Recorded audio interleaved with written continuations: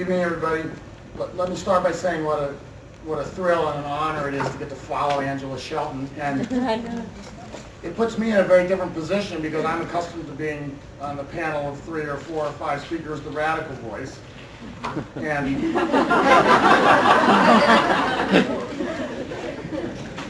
tonight I get to be the voice of moderation.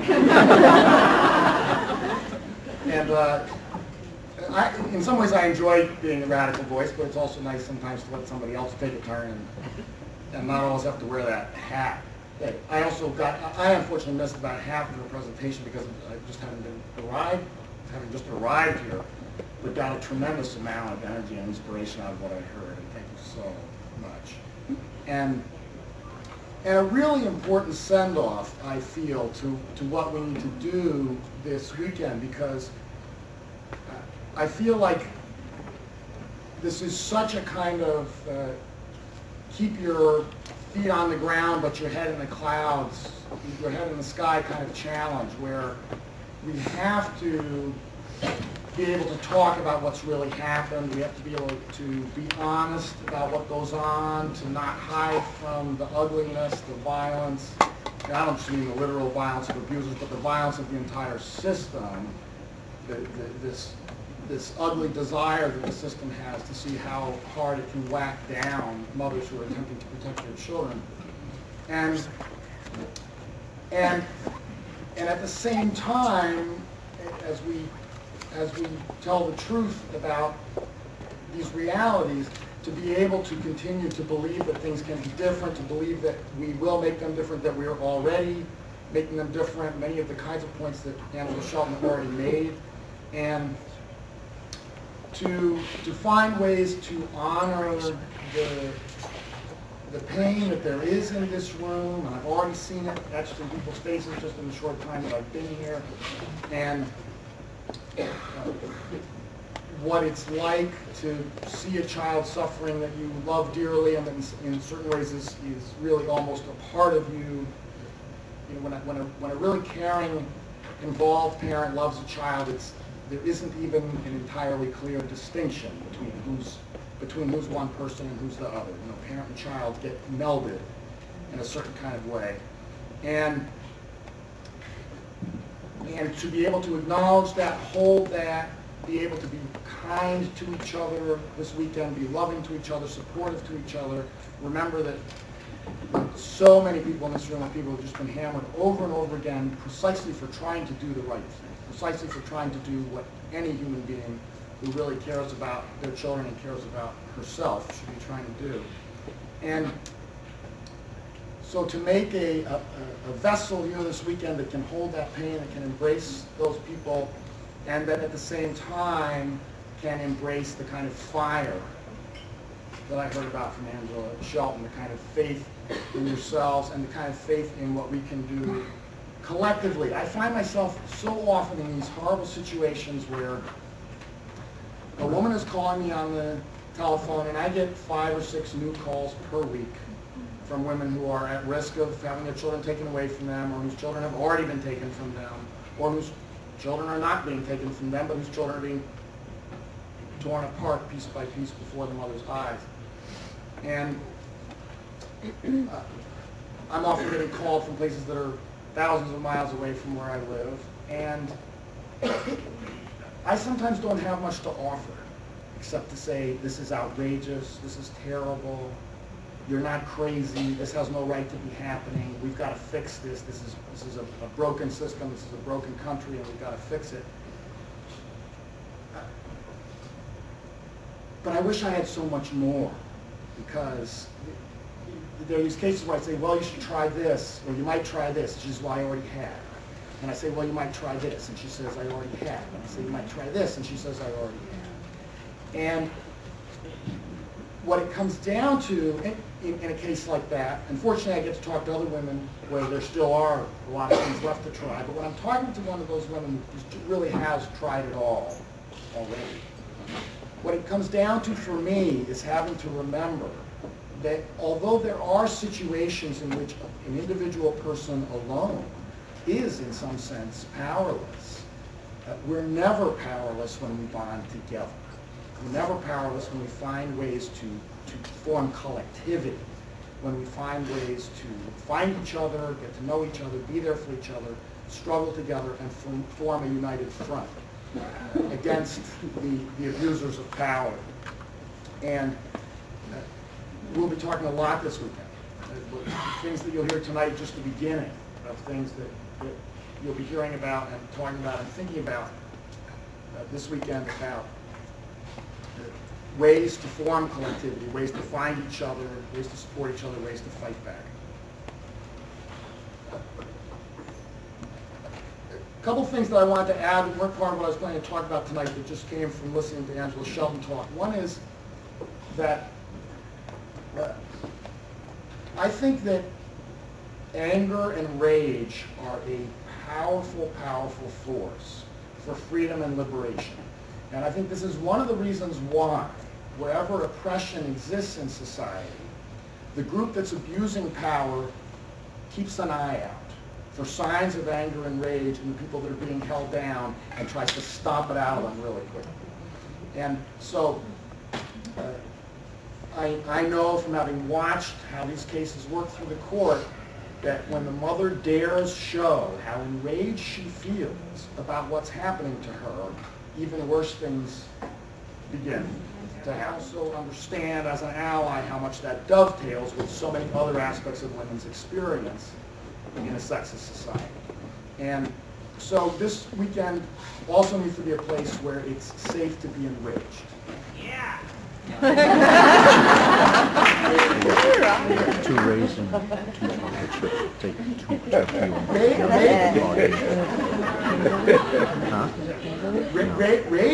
Rage is the right reaction, or is one of the right reactions. I mean, we have to validate and support the whole range of reactions, not just that different people feel, but that the same person feels on different days or at different times of day. But in addition to being there for each other's pain and being there for each other's hope and courage, let's also be there for each other's rage and outrage, because that's right. That's how we all feel, and that's how a person really who's alive and noticing what's happening has to feel. Okay, back to the beginning. Hello, everybody. This is a weekend that I look forward to a lot personally, because when I come to the Baton Rouge Custody Conference, I see so many people that I love and people whose efforts on their own cases and on behalf of other people have been such an inspiration to me for years. And I get so inspired by people's courage, so inspired by people's commitment, and by the kinds of risks that people take to share what's in their hearts, to share what their own road, often quite dark road, has been like. And it's just such an honor to be in a room. It gets bigger every year. Actually, the room maybe gets smaller, but the number of people that get bigger. That's really devoted to protective mothers and people like me who choose to come as allies of protective moms. Thank you so much for being here. Thank you so much for letting me be here. Thank you so much for sharing the weekend with me. Thank you so much for everything that you have taught me, because the reasons I've been able to speak about what I speak about and write about what I write about are because of what I've been taught over the years by abused women, by the survivors. We talk each year at this conference about strategies for how to survive personally, strategies for how to fight individual cases, and then strategies for movement building. And I'm going to be talking more tonight in the direction of movement building than about strategies for fighting individual cases, which you'll hear more about other parts of this weekend. I feel that these two aspects aren't really separable, though. That part of successfully fighting a particular case is related to how you build solidarity and support from other people. Part of how we build a movement is by helping particular women successfully fight their own cases and keep their children safe. I was delighted to hear Angela Shelton also talking about trying to broaden our notion of what is successful and the ways that you have helped protect your child by continuing to exist, by continuing to be out there, by not being a destroyed person, by being someone that they know is still continuing to fight, even when they're yelling at you that you shouldn't keep fighting, as I know happens to some moms. You're still doing so much for them by continuing to fight. A mom that I know who lives near where I do in Massachusetts told me about how she tries to always make her children be able to feel her arms around them, even when she's not with them, even their weekends or sometimes their whole weeks with their abusive dad. And all the different strategies that she tries to think of, from sending them with stuffed animals, to sending them with photographs, to sending them with mantras that they've planned for them to say in their own heads over the times when there's no way to get to mom by phone or physically, when they so desperately wish that they could. All these strategies to help them feel that mom is still there, that she's always loving them, that her arms are always wrapped around them.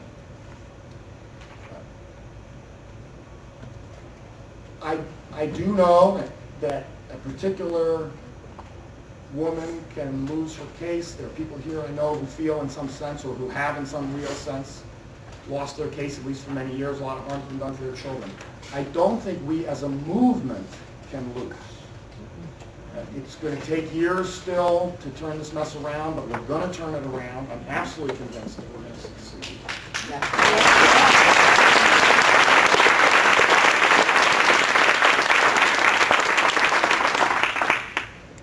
I feel a tremendous wave of activism and commitment and clear thinking just in the last couple of years in particular. And I mean, it's been out there for years. People have been struggling and making efforts for years.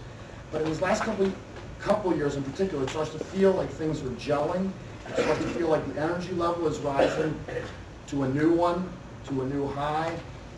It starts to feel like people around the country are starting to know much more about what one another is doing, and the pieces are starting to come together in various ways. And I think we're really starting to feel what the power is of collective struggle, of collective effort, and of naming this problem for what it is. And I'm going to come back in a little bit later to make a few more comments on the subject of understanding this as an issue of oppression and an issue of sexism, and the points along those lines very forcefully already made by Angela Shelton, but I want to underline again that I believe our success really depends on refusing to let this issue be depoliticized. When people say to us, you are politicizing this issue, that's a shameful thing to be doing, I say no. It's a shameful thing to be depoliticizing. So obviously and powerfully political an issue that's so clearly linked to all the ways in which women are kept down in society. So I want to take a break for a few minutes from my remarks to invite people in the room who are involved in any kind of collective effort, some group, that you may be part of an established organization with a name. Doesn't matter whether it has a name, whether it's an organization with a budget and a nonprofit status, or whether it's you and 3 people you've gotten to know. But I would like people to just stand up and tell us very briefly, see if you can keep yourself to like a minute, but just tell us where you are in the country. If it has a name, tell us what it's called, and tell us something about what kinds of things you're doing, to give the whole room a sense of how many people in different parts of the country are involved in courageous and creative efforts right now to bring justice to protected mothers in the country. Go ahead, speak loudly. Hi, my name's DeAndrea. Alliance for Justice, and our effort is going to focus on helping survivors, helping protected mothers form and lead their own organizations with allies, not that it would be strictly protected mothers, but really driven by the leadership of moms themselves. We hope all over the country, and I heard several references to the need for a national strategy. We really want to try to build state by state. And so certainly ask us, do you mind standing up for a second, Mary, so people know who you are? So,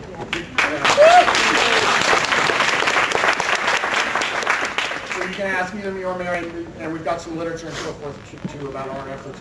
There were many other people who are involved in things who did not get a chance to talk. Could we please just have a big round of applause for everything that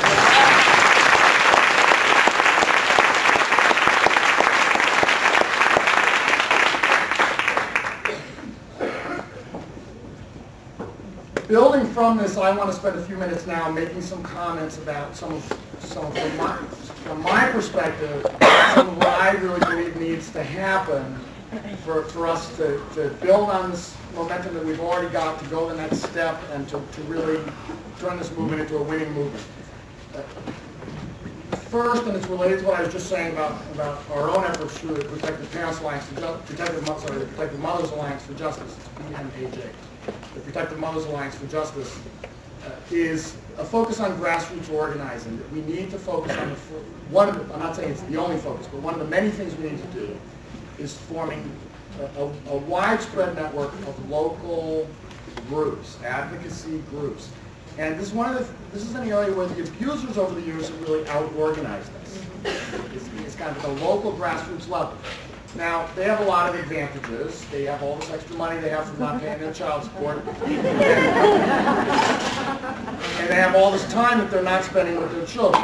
I was involved, I was a guardian ad litem for years in Massachusetts, believe it or not. I slipped through the cracks. I don't know how they ever let me be a guardian. Similar to what a law guardian is in New York, except they don't have to be lawyers in Massachusetts. They can be anybody.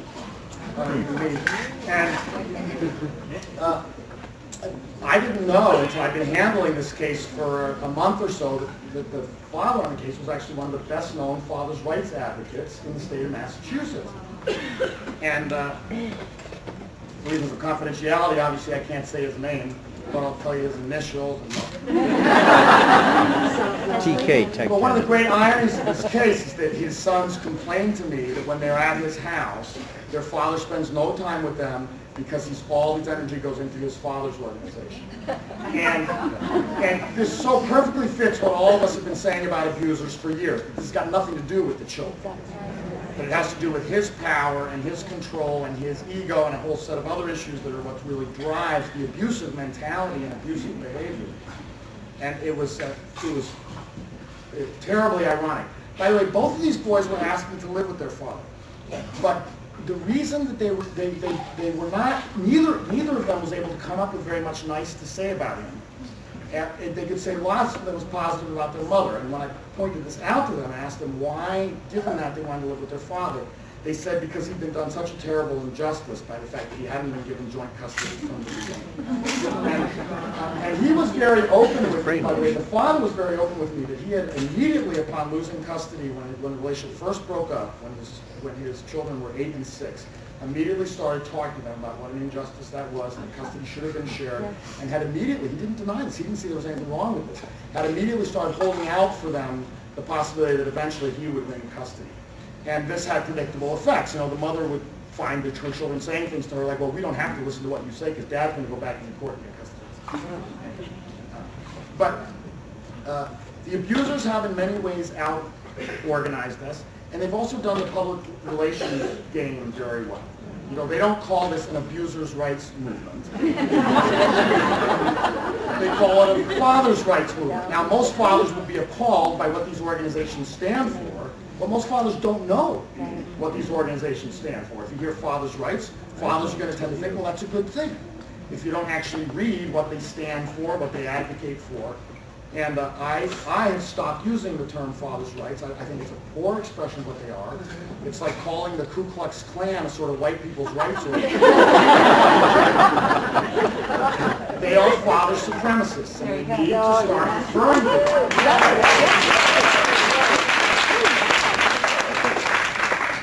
We need to start referring to them as father supremacy, father supremacist organizations. That's what they are. And I've made up their slogan. Their slogan is, more rights for fathers because we don't have all of them yet.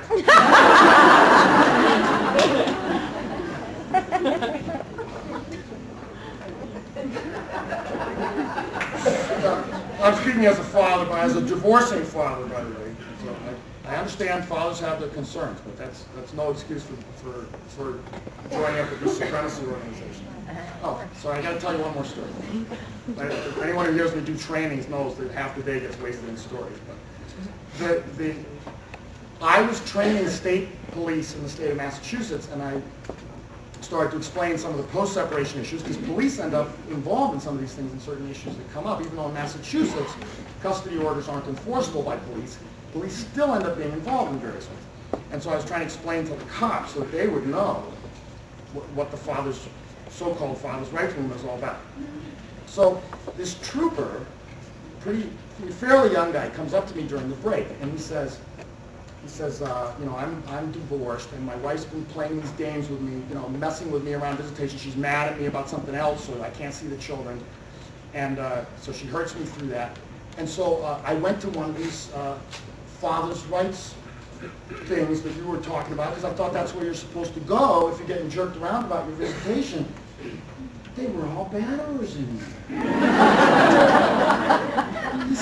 He said at one point during the meeting, they asked for a show of hands for whoever had a restraining order against them. That's what we call the protective order in Massachusetts. Thank you. He said, I was the only guy in the room, didn't raise my hand. And I think because he was a state trooper and actually had some training on domestic violence, he knew what he was seeing, where some other people might not have recognized really what was going on. So the importance of organizing at the grassroots. And at the same time, it's important to not say and not believe that grassroots organizing is any more important than any other kind of organizing that people are doing. And that every effort that we've heard about tonight, for example, is so important. And I see some unfortunate loss of energy at times go into saying, well, people should be doing this, or people should be doing that, or people should be doing the other thing about the mother's custodial rights, when the truth is, people should be doing everything. It all has to be done. And I'm going to give you a sort of an allegory about this. The story about a true story from a revolution in Nicaragua in the 70s, where the revolutionary movement divided up very bitterly into three factions that were in favor of primarily organizing resistance and rebellion in the countryside among peasant farmers. A faction that really believed that primarily what had to be done was organizing industrial workers, so-called proletariat, in the more urbanized areas. And a faction that believed that they should be pushing for an immediate armed rebellion, armed insurrection right away. And they ended up breaking up. They finally couldn't get along anymore. With tremendous this happens all over the world, and in the United States, with tremendous resentment and bad feeling, they split up, wouldn't have anything more to do with each other, and the movement splintered, except it didn't. Because the people who believed in organizing in the countryside went off and organized in the countryside. And the people who believed that they had to organize urban workers were off and organized urban workers. The people who believed they had to be preparing for armed rebellion, put all their energy into trying to get ready for armed rebellion. And it was only about 3 years later that they reformed their coalition and won their revolution, at least for a period of some years, so they were again overthrown. So the importance of respecting what everybody's doing, not feeling that our way is the right way, that this particular organization or that particular organization is doing the key work to building this movement. Let's really respect and admire what everybody's doing. The reason I'm emphasizing grassroots organizing is because I think that's one of the pieces that's most been missing over the years, and one of the places where, as I say, the abusers are really beating us, and where I think a lot of our energy needs to go. And building on that, I think we need to put a lot of our energy into cultivating, training, and supporting women's leadership, and particularly the leadership of protective mothers themselves, to form, build, run your own organizations, to believe you can do it. Again, all kinds of things that we started out this evening with from Angela Shelton are just so important to take inside, because your leadership is what's critical. And I'm an ally. I'm certainly interested in the bringing in of allies, but I want us to really focus on movements where the key voice, the key impetus, the key say, not necessarily all of the say, but the key say, that's coming from protective moms themselves. to broaden our definition of activism. There's a kind of activism that's about carrying signs, about picketing, about marching in the streets, about handing out leaflets. That's really important, actually. In fact, we need to increase that aspect of the work that we do. But that doesn't fit a lot of people. A lot of people, that doesn't fit their personality. A lot of people can't afford to do that because they can't be that visible. Given their case, the judge would get them good if they were known. And there have been cases where women have been very heavily retaliated against for becoming publicly visible on this issue. And activism can mean writing letters to elected officials, writing letters to media. It can mean collecting certain kinds of information. It can mean helping behind the scenes. I made a list of, it seems like we did, and I'm sure we could add so many different things, but I'm just going to give you a few examples of some of the kinds of things that need to be done. We just need someone to step forward and say, either I personally can take this on, or my group in such and such a state can take this on. Some of these things just need to happen once. Some of these things need to happen every year. Monthly drop-in support groups for when we were in custody litigation. Outreach to the media, leafleting, marches, vigils, sit-ins, civil disobedience, arrests, and so forth. Somebody to coordinate having a woman always be accompanied by other women or other allies every time she has a court hearing. Outreach to women's organizations, because we are not, the movement for women's custody rights is not currently perceived as part of the overall feminist movement, feminist organizing in this country, nor is it perceived as part of overall progressive organizing, and yet we belong there. People don't recognize how much this is linked to other issues. Now that falls to us. We've got to educate people about the links to other issues. So that's another thing that we need people to be taking on, is just going out to meet with other women's organizations, explaining this issue to them, explaining to them why it's a women's issue, and encouraging them to take it on. Meeting with public officials, going to talk to the representatives, promoting legislation, creating websites and taking care of them, keeping them going, creating good PowerPoint presentations about this issue for people who have good computer skills, setting up social activities, which are just times for moms to hang around and have dinner together, and for their children to get to meet other children who are having to deal with these kinds of issues. Collecting victim impact statements, the strategy that Annette Zender's been using in Illinois. Making public displays of artwork and writing, poems, photographs, quilt pieces like the people were asked to do for this weekend, all kinds of artistic and creative writing efforts. Writing plays, and I'm actually involved with a playwright at the moment. We've just begun working on writing a play about this issue. Some women actually were present in the room and already agreed to have their stories used in that play. Because we're just going to be telling true stories, the way the play The Exonerated did about the death penalty. Have characters who actually are simply the real moms. Creating bumper stickers, T-shirts, lapel buttons, doing court watch. Leadership training days. We need to just have the resource for women to go to a training day where they just get to learn leadership skills and media skills and public speaking skills and communication skills. Creating good brochures. I've only gone through half my list. I'm going to shut up about that. But Can you make that available to us? I'm going to actually. In fact, I'm going to try to type this whole thing up tomorrow. I didn't get a chance to type it up before. And there'll be many other ideas that people have that I haven't included. That's all important. If everybody in the room took on one of these things that they thought they could do and called that activism, because it's all activism, we win. We win.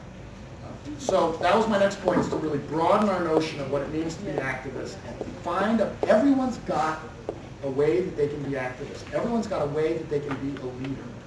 We need to break the notion that there's sort of some people who are just sort of the leader type, and there's some people who, I'm just not the leader type. That's not true. You've raised children, you're the leader type. Big help. You've raised children, you've got organizing skills. You've raised children, you've got some skills putting your thoughts into words. You've raised children, you've got some conflict skills, dealing with conflict skills. You've got what it takes. You've got it's about finding the piece that really fits your situation, your safety, your temperament, and the level of support that you have around you. We've got to take risks, but we also have to take them wisely. And I get concerned when I hear people start saying to a woman, do this, you got to do this, you got to do this, you got to go to the press, you got to fight harder, you got to dump your attorney and get a new attorney. You should never be telling her this is what she's got to be doing. And it's like we decided with the Protective Mothers Alliance for Justice to make it as one of our basic tenets that we didn't give advice to us except when it was we don't give advice except when it's asked for. And that every time I mean, this is one of the binds that any abused woman faces, particularly any abused woman with children, is that any step that you may take to try to make conditions better for yourself or to try to make conditions better for your children can, paradoxically, make conditions worse for you or for your children. You decide to stand up more to the abuser about how he's treating your children. Well, a lot of abusers respond to that by deliberately getting meaner to them. You decide to call the police because people have told you you need to call police to keep yourself safe. Well, it depends on the abuser. Some women call the police and the abuser gets really intimidated by that and he backs way off. Other women call the police and it's like waving a red flag in front of a bull.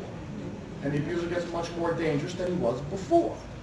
So we really have to let go of the idea that somehow we can tell women what kind of risks they should take, when they should take them, how they should take them, or what are the right risks for them to take.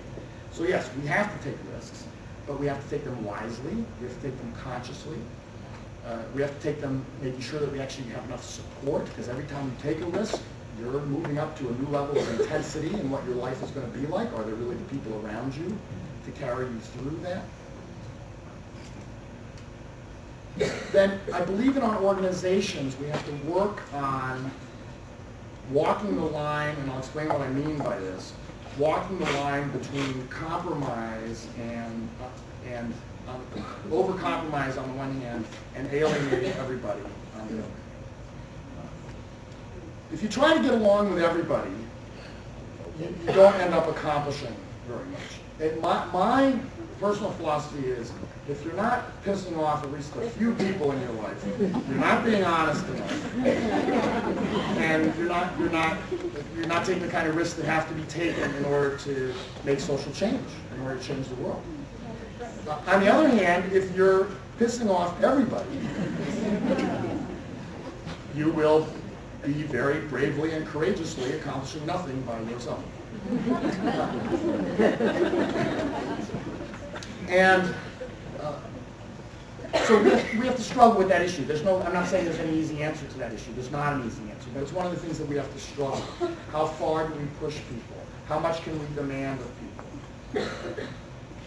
The issue I see come up a lot in women who are having their custodial rights harmed, and their children's well-being harmed by an abuser, is the mom so desperate to tell people the horrible things that have happened to her, and she needs to do that. She needs to for her own health, because you've got to tell people. She needs to because that's the only way you get people on this cause, is by getting them to understand how horrible it gets and what really happens. On the other hand, you also lose people. If you talk too long, if it starts to be beyond what they can give, if they start to feel exhausted, if they start to not want to pick up your calls because a call never lasts less than half an hour and they've only got 5 minutes. And I don't mean to put anybody down by this. I should probably say I lived through this personally because of the woman that I was very close to, who went through all these same things years back. And I talked a lot of people's ears off, believe me. There were people who I'm sure got avoided with me after a while. So I'm not criticizing anybody, but I'm saying strategically we have to think carefully about how do we recruit allies, how do we make it so people are going to want to fight for us, how do we make it so people are going to stick by us, how do we make it so people are not going to get exhausted by us and give up. And that's really hard. It's really hard. There's no easy answer to that, but I think that's one of the issues we have to keep struggling with and working to do our best at. I think we need to do more organizing of men, and this is something that I particularly want to work on over the next couple of years. I'm particularly interested in organizing men who've been the new partner of women, because a lot of these guys are really decent guys, and they're in as much shock as the woman is as they see what her ex is doing to her, the fact that the system, to their utter amazement, is siding with him.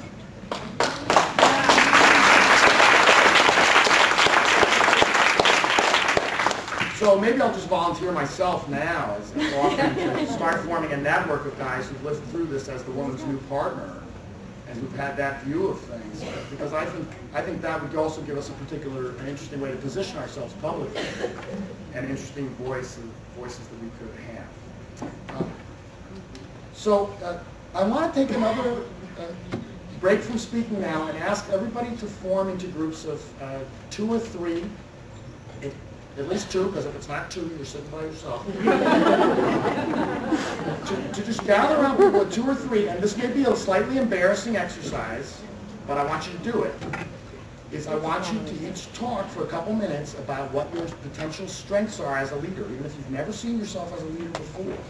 Talk about what you think your potential, why you would be a good leader. And sort of, again, building on things that Angela Shelton was saying earlier, if you believe that there's nothing about you to make a good leader, I want you to fake it. And I want you to just go ahead and pretend that it's true, and you're a good leader, and that you have important things to offer, and say what those things would be. So gather up and just share a little time, a couple minutes per person, to talk about your potential. And I've talked to a lot of women where it actually led her to reevaluate many other ideas she had about how fairness and justice work in the United States. We get a lot of, I can't use a prettier word, we get a lot of indoctrination from early in life about what the United States is like. That this is a country of unusual fairness and justice. That this is a country with unusual commitment to democratic principles. Even though it seems like, unless you're very rich and very white, the government couldn't care less what you think. So I don't get how that's democratic. But these are hopes that we have. These are ways that we want our country to be. We learned some particular things about court. It's called the justice system, and leads us to believe that it dispenses justice. We see a lot of TV and movies involving court drama, and justice almost always triumphs. You get the idea that if you just hang in there long enough, the right people always win at the end. Just hang in there for another half hour, and the person who is really guilty is going to stand up and say, "Yes!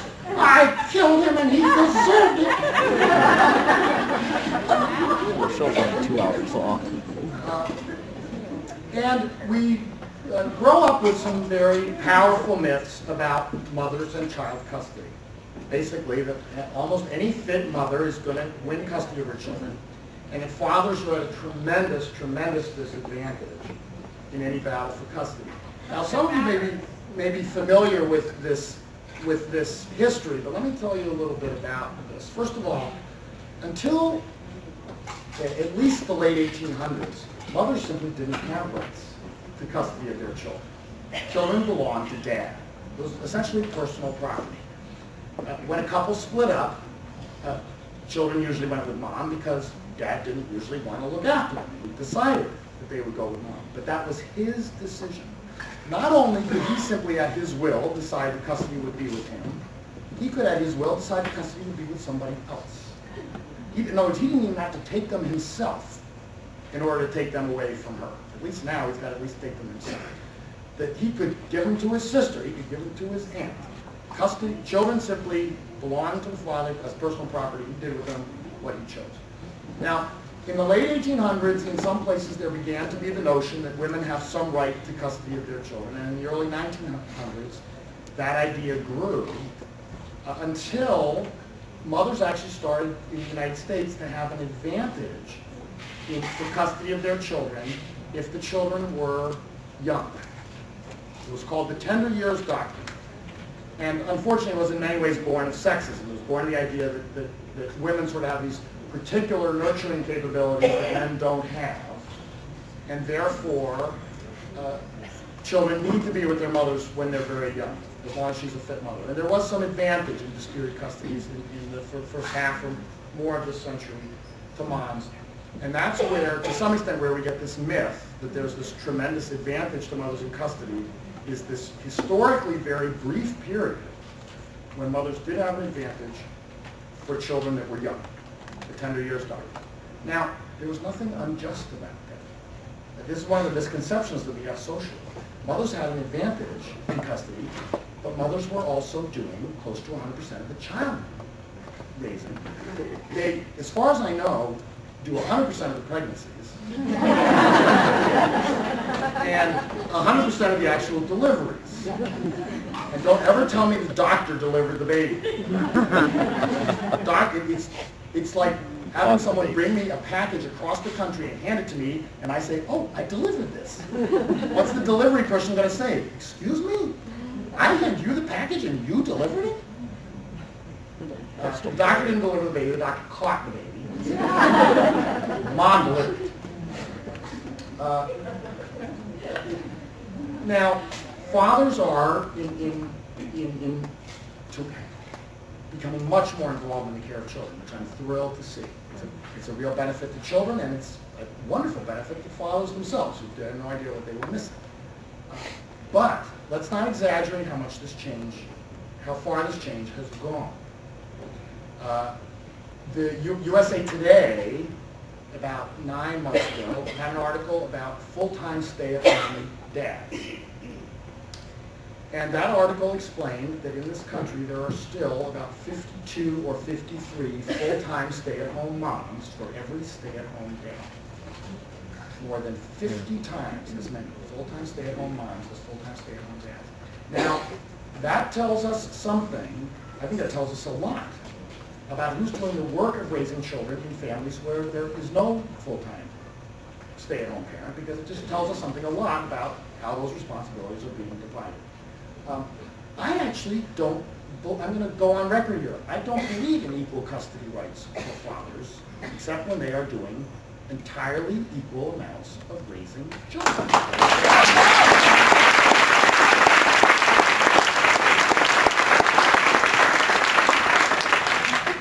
In fact, I won't believe in completely equal custody rights for fathers until we somehow get into the pregnancy business. I think when we're doing a great job, we should have almost equal custody rights. But until we're seahorses, I don't think we can.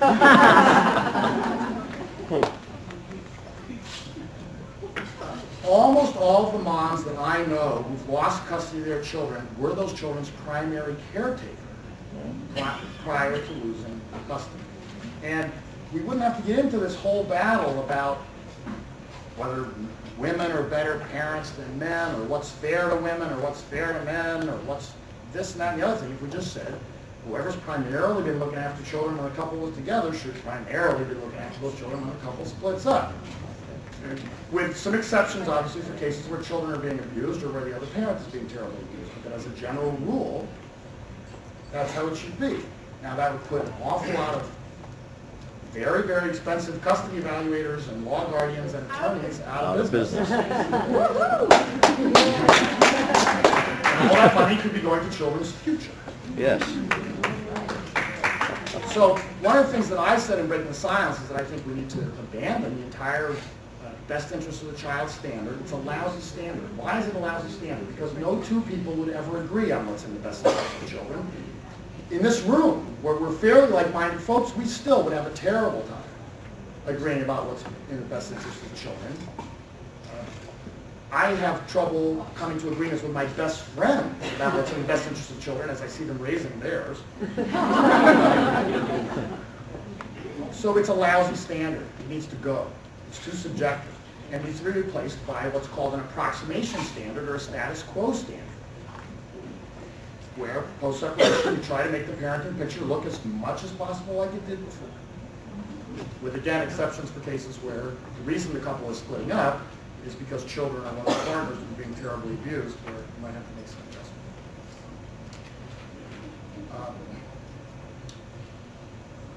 Back to my original point, though, was that part of what we have to digest, or help each other digest, is the shock of discovering that mother's position in custody is not what we've always been told it was. The reality is that went out 30 years ago. It's been gone a long time, but no one seems to have noticed yet. And the fathers' rights organizations are moaning about how incredibly discriminated against they are when they stopped being discriminated against 30 years ago. Yeah, at least 25 years ago, the maternal preference really went out. That's right. And then to have to digest that everything we thought about moms in custody turns out not to be true, and then having to go the next step and realize that means a lot of things that we thought about just the justice system and courts is not true, and that forcing us to digest that a lot of what we thought about America is not true, and that forcing us to look at the position of women in society, that's really tough. That's a lot and you're just trying to digest your whole understanding of the world has just been shaken up. And I'm not saying this goes on for everybody, but it goes on for a lot of people that I talk to. This is really hard stuff. On top of everything else, this is really hard stuff. But I also think that we're going to be more successful as a movement when we go ahead and look it in the face and say, yeah, this is a country with tremendous problems with injustice of various forms, including enduring horrible racism despite all the efforts that we made 40 years ago and that have continued throughout. A society where the status of women is poor. There have been really, really significant and important advances. I think we need to celebrate those advances. But we also, again, it's one of those balancing acts when I'm talking about feet on the ground, head in the clouds, head in the sky, where we've also got to talk honestly and in reality about the fact that we can't be calling this a victory because we dismantled 10% of an oppressive system. And I really want to encourage women to not be grateful for being given 10% of what you deserve. That's right.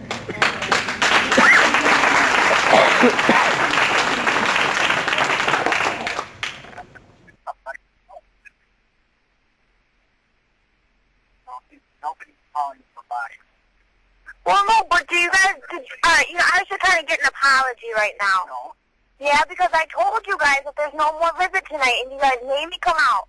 Well, I really pledged, Natalie. I believe what you said, that there's no visit tonight, but I still No, want to be there. I just think I should get an apology, so... You just got to go through the motions, Natalie. Sorry. Well, I think I should get an apology. If this was your guys' and you guys is my issue, then I'd have to apologize to one of you two. That's not very fair. You know what? I'd get stuck apologizing to no matter what because you guys are older than me.